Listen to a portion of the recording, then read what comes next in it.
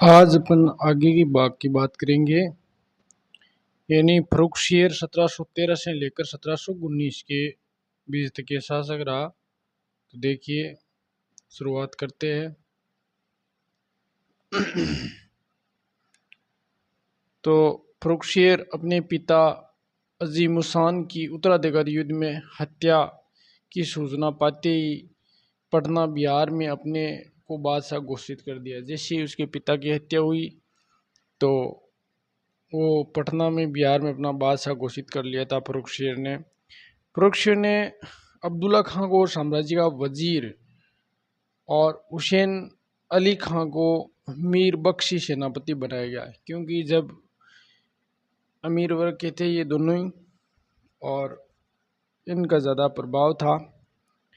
तो फर्रुखशियर ने अब्दुल्ला खां को साम्राज्य क्या बनाया, वजीर, और हुसैन अली खां को क्या बनाया, मीर बख्शी मतलब सेनापति। आगे देखो, सैयद हुसैन अली खां बिहार के नायब सूबेदार थे। सैयद हुसैन अली खां बिहार के नायब सूबेदार थे। अजीमुशान ने हुसैन अली खां को 1708 ईस्वी में बिहार का नायब सूबेदार बनाया था। तो अजीमुशान ने देखो, एक बार इसको दोबारा देखिए। सैयद हुसैन अली खां बिहार के नायब सूबेदार थे। अजीमुशान ने हुसैन अली को 1708 में बिहार का नायब सूबेदार बनाया तथा 1711 में अब्दुल्ला खां को इलाहाबाद का नायब सूबेदार नियुक्त किया था। तो अब्दुल्ला खां ने इलाहाबाद का नायब सूबेदार नियुक्त किया था 1711 में। अब्दुल्ला खां का वास्तविक नाम हसन अली खां था। वास्तविक नाम क्या था, हसन अली। और बहादुर शाह प्रथम ने उसने अब्दुल्ला खां की उपाधि प्रदान की। बहादुर शाह प्रथम था, उन्होंने इसे अब्दुल्ला खां की उपाधि है वो प्रदान की थी। आगे देखो, बात करते हैं अपने। शहीद बंधु इतिहास में राजा बनाने वाले के नाम से जाने जाते हैं। ये इंपॉर्टेंट है इसमें कि शहीद बंधु है उसका इतना प्रभाव था कि वो राजा बनाने में उनका योगदान रहता था। उन्हें 4 मुगल बादशाह बनाए, जो देखो इस प्रकार है। फर्रुखशियर, रफ़ी उद जात, रफ़ी उद दौला और मोहम्मद शाह रंगीला। तो ये आपको याद रखना है। फर्रुखशियर, रफ़ी उद जात, जात के बाद में रफ़ी उद दौला और फिर मोहम्मद शाह रंगीला। फर्रुखशियर ने असद खां की जागीरें जब्त कर ली। तो फर्रुखशियर ने असद खां की जागीर है वो जब्त कर ली तथा जुल्फ़िकार खां को फांसी दे दी गई थी। जुल्फ़िकार खां को क्या फांसी दे दी गई। तो ये उन्होंने काम किया था फर्रुखशियर ने। आगे देखो क्या होता है। फर्रुखशियर ने तुरानी गुट यानी मध्य एशिया मूल के एक अमीर चिनकिज खां को दक्कन के 6 मुगल सूबों की सूबेदारी प्रदान की। तो फर्रुखशियर ने तुरानी गुट के मध्य एशिया मूल के एक अमीर चिनकिज खां को दक्कन के 6 मुगल सूबों की सूबेदारी प्रदान की। उसे निजाम उल मुल्क और खाना की उपाधि भी दी। तो उन्होंने क्या है, निजाम उल मुल्क और खाना की उपाधि भी दी थी।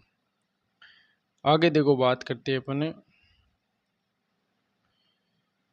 फर्रुखशियर ने बंदा बहादुर को दबाने के लिए तुरानी गुट के अमीर, तो फर्रुखशियर ने बंदा बहादुर को दबाने के लिए क्या किया, तुरानी गुट के अमीर अब्दुल शाह को लाहौर का गवर्नर नियुक्त किया। फर्रुखशियर ने बंदा बहादुर को दबाने के लिए तुरानी गुट के अमीर था अब्दुल समद को लाहौर का गवर्नर नियुक्त किया था। अब्दुल समद व उसके पुत्र जकारिया खान के नेतृत्व में यानी अब्दुल समद एवं उसके पुत्र जकारिया खान के नेतृत्व में मुगल सेना ने सिखों के नेता बंदा बहादुर को गुरदासपुर यानी पंजाब में पकड़कर 19 जून 1716 को दिल्ली में हाथी के पैरों तले कुचलवाकर उसकी निर्मम हत्या कर दी गई थी। इसको दोबारा देखिए कि फर्रुखशियर ने क्या है, बंदा बहादुर को दबाने के लिए तुरानी गुट के अमीर था अब्दुल समद को लाहौर का गवर्नर नियुक्त किया। तो लाहौर का गवर्नर कौन बना, अब्दुल समद। अब्दुल समद एवं उसके पुत्र था जकारिया खान के नेतृत्व में मुगल सेना ने सिखों के नेता था बंदा बहादुर, को गुरदासपुर में पंजाब में पकड़कर 19 जून को 1716 को हाथी दिल्ली में हाथी के पैरों तले कुचलवा दिया। इसकी निर्मम हत्या की गई थी। फर्रुखसिंह ने जोधपुर मारवाड़ के शासक अजीत सिंह की पुत्री इंद्र कुंवरी से विवाह किया। तो देखो, फर्रुखसिंह ने जोधपुर के मारवाड़ के शासक था अजीत सिंह, उसकी पुत्री इंद्र कुंवरी से भी विवाह किया, ये भी इसमें पूछा जा सकता है। फर्रुखसिंह ने अब्दुल्ला खां को नवाब कुतुब उल मुल्क, तो फर्रुखसिंह ने अब्दुल्ला खां को नवाब कुतुब उल मुल्क, यमीन दौला, शहीद अब्दुल्ला खां, बहादुर जफर जंग, सिपह सालार, यार ए वफादार और हुसैन अली को उमादुल मुल्क और अमीर उल उमरा, बहादुर फिरोज और जंग ए सिपह सालार की उपाधि दी। तो देखो, फर्रुखसिंह ने अब्दुल्ला खां को नवाब कुतुब उल मुल्क, यमीन उल दौला, शहीद अब्दुल्ला खां, बहादुर जफर जंग, सिपह सालार एवं यार ए वफादार और हुसैन अली को उमादुल मुल्क, अमीर उल उमरा, बहादुर फिरोज और जंग ए सिपह सालार की उपाधियां दी थी। आगे देखो, आगे बात आती है, देखो एक अंग्रेज डॉक्टर था, ये इसमें इंपॉर्टेंट है सबसे ज़्यादा, इसका नाम है हैमिल्टन। ने फर्रुखसिंह के एक क्वेश्चन पूछा गया है बहुत बार कि हैमिल्टन ने फर्रुखसिंह के एक असाध्य रोग की चिकित्सा की जिसे प्रसन्न होकर 1717 में अंग्रेजों को बिना सीमा शुल्क व्यापार करने की छूट प्रदान की। यहाँ से अंग्रेज है वो इसको फरमान मिल जाता है व्यापार करने का। तो हैमिल्टन से इतना खुश हो गया कि उन्हें अंग्रेजों को बिना सीमा शुल्क व्यापार करने की छूट प्रदान कर दी थी। और इसे ओरम में ईस्ट इंडिया कंपनी का मेग्ना कार्ट कहा गया है। इसे ओरम में ईस्ट इंडिया कंपनी का मेग्ना कार्ट कहा जाता है। इंपॉर्टेंट है, वेरी वेरी। इस फरमान का विस्तृत विवरण ईस्ट इंडिया कंपनी के टॉपिक में देख सकते हैं। आगे देखो, ये आगे पढ़ेंगे अपन। ये लो, फर्रुखसिंह ने शहीद बंधुओं के प्रभाव को कम करने के लिए उनके खिलाफ षड्यंत्र रचने शुरू किए और उसने गुजरात के सूबेदार दाऊद खां को संदेश भेजा कि हुसैन अली खां को मार डाले, किंतु हुसैन अली खां ने दाऊद खां को मार डाला।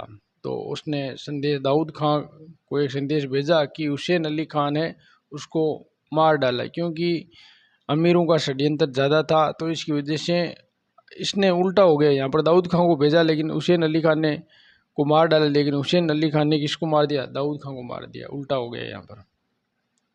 अब देखो, आगे अपन बात करें। ये लो,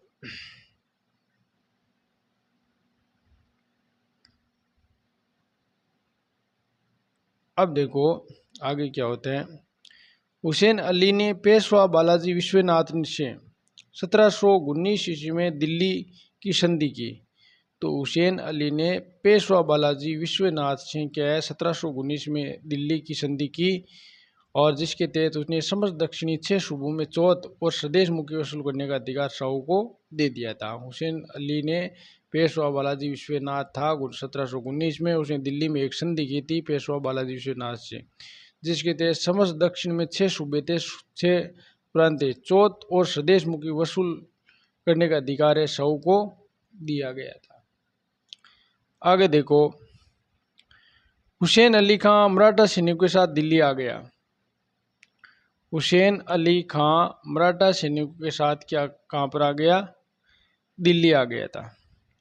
और शहीद बंधु ने महत्वपूर्ण अमीरों को अपने पक्ष में कर 28 फरवरी 1719 को फर्रुखसिंह को अपदस्थ कर। तो देखो, हुसैन अली खां मराठा सैनिकों के साथ दिल्ली आ गया था। हुसैन अली खां मराठा सैनिकों के साथ कहाँ आ गया था? दिल्ली आ गया। और शहीद बंधुओं ने महत्वपूर्ण अमीरों को अपने पक्ष में कर 28 फरवरी 1719 को फर्रुखसिंह को अपदस्थ कर, यानी उसको पद से हटा दिया, और 19 अप्रैल 1719 को उसका वध कर डाला। तो अमीरों को इतना प्रभाव था कि उसने शेर बंधुओं को, महत्वपूर्ण अमीरों को अपने पक्ष में कर लिया और 28 फरवरी 1719 को क्या कर दिया, फरुखशीर को हटा दिया गया और 19 अप्रैल 1719 को उसका वध कर डाला था। किसका? फरुखशीर का। आगे बात करते हैं अपन, देखो फरुखशीर की मृत्यु के बाद शेर बंधु ने रफी उस खान के दो पुत्र रफी उद दर्जात और रफी उद दौला को क्रमश सम्राट बनाया, जो 10वें और 11 मुगल बादशाह थे। 10 नंबर का था रफी उद दर्जात और रफी उद दौला। अब देखो रफी उद दर्जात 28 फरवरी 1719 से 4 जून 1719 तक ज़्यादा शासक नहीं रहा। केवल रफी उद दर्जात है वो 4 देखा तो 3 माह 4 दिन तक के लिए शासन किया था, ज़्यादा तक ये भी नहीं रह पाया। रफी उद दर्जात 3 माह 4 दिन तक रहा था। ये रफी उद दर्जात सबसे कम समय के लिए शासन करने वाला मुगल शासक था। ये क्वेश्चन इंपॉर्टेंट है कि रफी उद दर्जात है सबसे कम समय के लिए शासन करने वाला मुगल शासक था। रफी क्या नाम है? रफी उद दर्जात। आगे देखो, अरे ये क्या हो गया, ये देखो आगे निकल गया कि हाँ ये लो 3 माह। देखो इसमें यह निकाल देता हूँ कि 3 माह 4 दिन तक शासक कौन रहा? रफी उद दर्जात रहा, 28 फरवरी को बना। इसके बाद रफी उद दौला बना 6 जून 1719 से लेकर 17 सितंबर 1719 तक। दूसरा सबसे कम समय तक शासन करने वाला मुगल बादशाह था ये, और 3 माह 11 दिन तक ही शासक रहा। तो ऐसे दो मुगल बादशाह है, रफी उद दर्जात और रफी ये जो है ना नाम है ना अभी, दूसरा कौन है?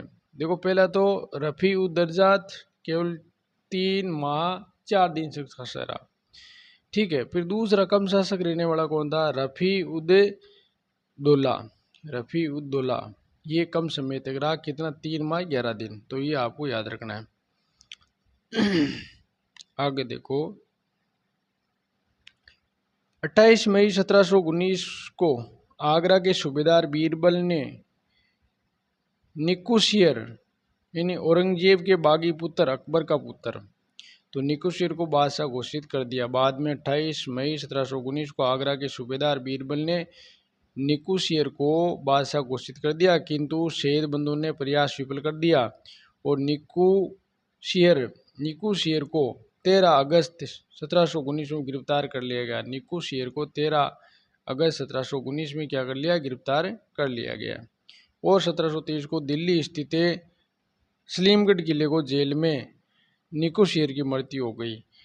तो यानी 1723 में दिल्ली में स्थित सलीमगढ़ किले में जेल में ही निकुशियर की क्या हो गई? मृत्यु हो गई 1723 में। आगे देखो क्या होता है कि रफी उद दौला के समय अजीत सिंह ने अपनी विधवा पुत्री इंद्र कुमारी को मुगल हरम में वापस बुला लिया। तो रफी उद दौला के समय अजीत सिंह ने अपनी विधवा पुत्री इंद्र कुमारी को मुगल हरम में महल में वापस बुला लिया और उन्हें पुनः हिंदू धर्म ग्रहण कर लिया। दोबारा हिंदू धर्म करवा दिया इंद्र कुमारी को।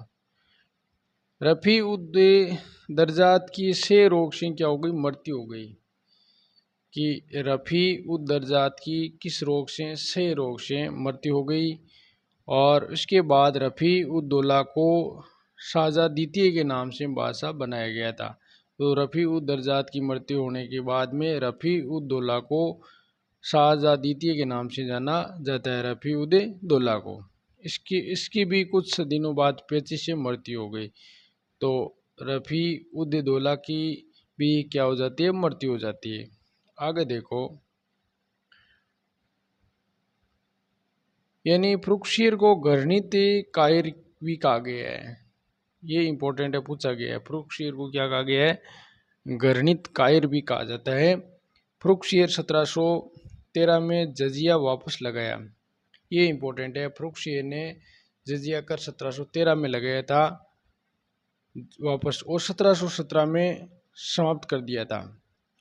यद्यपि मुगल शासकों में जजिया कर अंतिम रूप से मोहम्मद शाह रंगीला द्वारा यानी यद्यपि मुगल शासकों ने जजिया कर अंतिम रूप से मोहम्मद शाह रंगीला द्वारा 1720 में हटा दिया गया था। ये क्वेश्चन बहुत बार पूछा गया है कि जजिया कर अंतिम रूप से मोहम्मद शाह रंगीला द्वारा 1720 में हटा दिया गया था। इम्पोर्टेंट है ये। अब देखो आगे इसकी बात करेंगे अपने मोहम्मद शाह की बात, जिसका शासन कहाँ से कहाँ तक रहता है, 1719 से लेकर 1748 तक। काफ़ी लंबा शासन रहा इसका। रफ़ी उस खान के दोनों पुत्रों की मृत्यु के बाद यानी शहीद बंधु ने जहान शाह यानी बहादुर शाह का चौथा पुत्र था ये, तो शहीद बंधु ने जहान शाह के 18 वर्षीय पुत्र रोशन अख्तर को मोहम्मद शाह की उपाधि के साथ अगला मुगल बादशाह बनाया।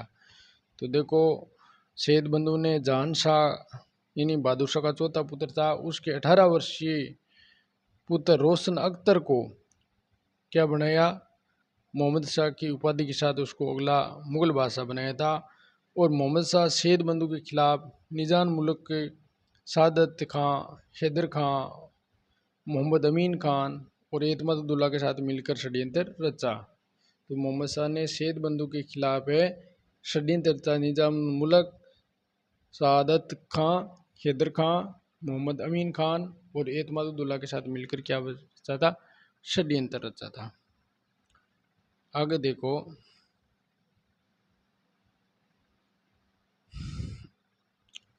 अपन बात करें कि हैदर खान ने 1720 में हुसैन अली खां की हत्या कर दी। तो हैदर खान ने 1720 में किसकी हत्या कर दी, हुसैन अली खां की हत्या कर दी।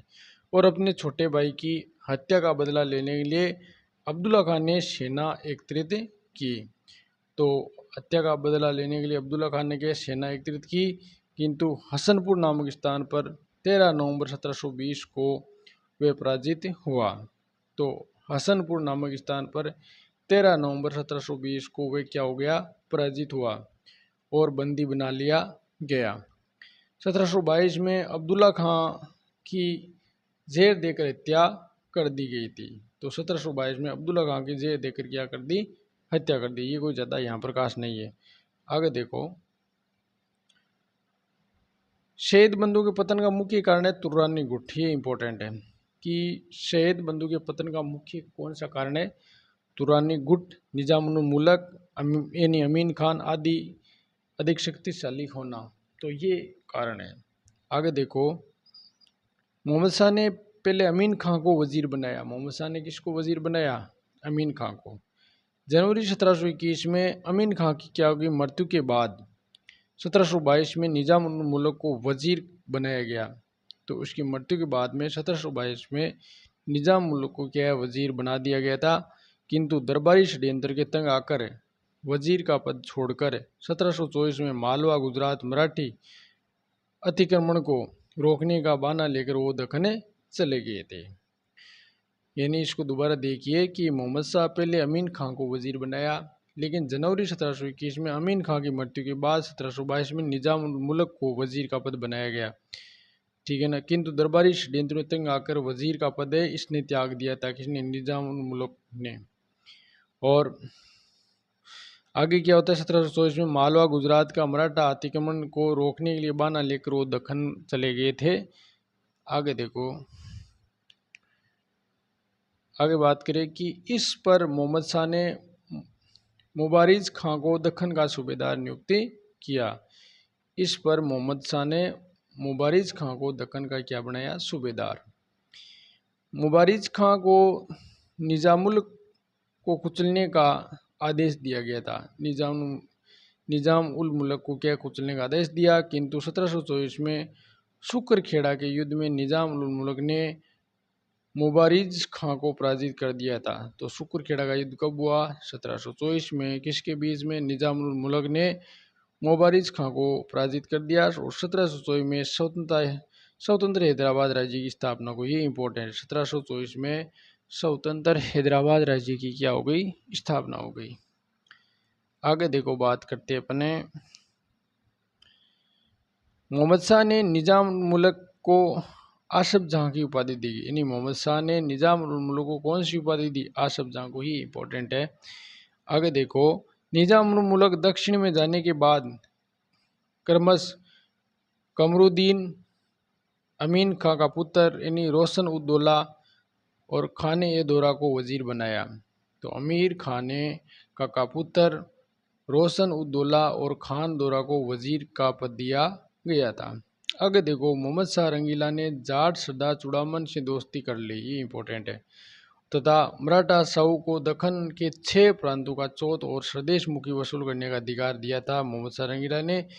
इसके बदले साहू ने दक्कन को 15,000 घुड़सवारों द्वारा मुगलों को मदद देने का वादा किया। जो चौथ और स्वदेश मुखी कर वसूलने के बदले में उसको क्या दिया, साहू ने दक्कन में 15,000 घुड़सवारों द्वारा मुगलों की मदद करने का वादा भी किया था। आगे देखो, ये इंपॉर्टेंट है, यहाँ से कहीं ना कहीं क्वेश्चन पूछा ही जाता है कि बंगाल का संस्थापक मुर्शिद कुली खां, कौन, मुर्शिद कुली खां, वेरी मोस्ट है ये। अवध का सादत खां या सआदत खां, हैदराबाद का निजाम उल मुल्क, और भरतपुर का बदन सिंह, और फरुखाबाद का मोहम्मद खां बंगस, और कटेर का है रुवेला सरदार। कटेर का कौन है, रुवेला सरदार। आगे देखो,